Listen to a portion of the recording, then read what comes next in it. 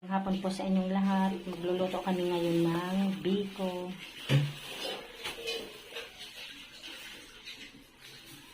Ayan yung gata. Guys, kukuha ng pandan sa atin. Halo namin doon sa biko.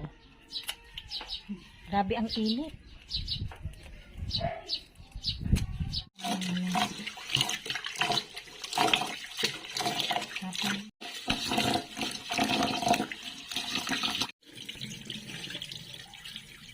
Magagata sa atin Linda na guys. Takal lang ba yun? Dalawang takal lang sa baso na. Kasa. Yung ano ng sinain. Ito. Ayan, maggata muna tayo ngayon. Para may merienda mamaya ng biko. Namis pala namin guys yung biko. Kasi nung nakaraan nagluto din sa atin Linda. Tapos na namin hugasan. Yung pangalawa dito na gata, yun ang isasabaw namin guys. Para masarap. Halain mo. Yung unang gata pala yan guys. Ayan guys, yung pangalawang gata yan eh. Yun ang ilalagay namin dito.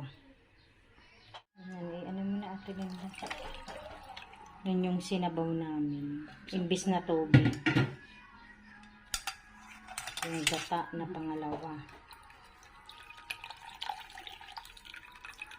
Na muna natin.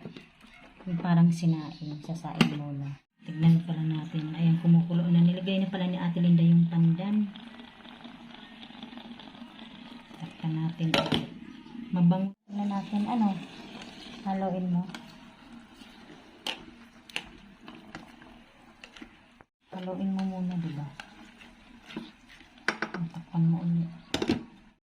Ayan, luto na. Sinaing muna namin pala. Ayan na pala guys yung unang gata. Napakuluan muna namin. Ayan, nilagay na pala namin yung asukal. Haluin mo na ako.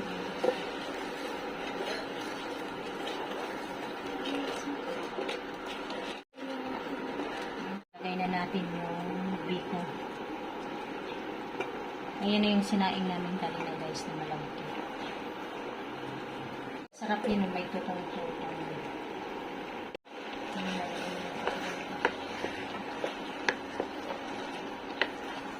Hindi kasi pulang-pula yung ginamit mong asukal, no? Dahil yan lang ang kulay.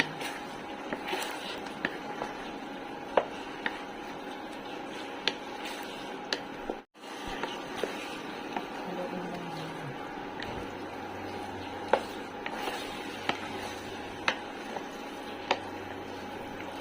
Tatatag lang yun.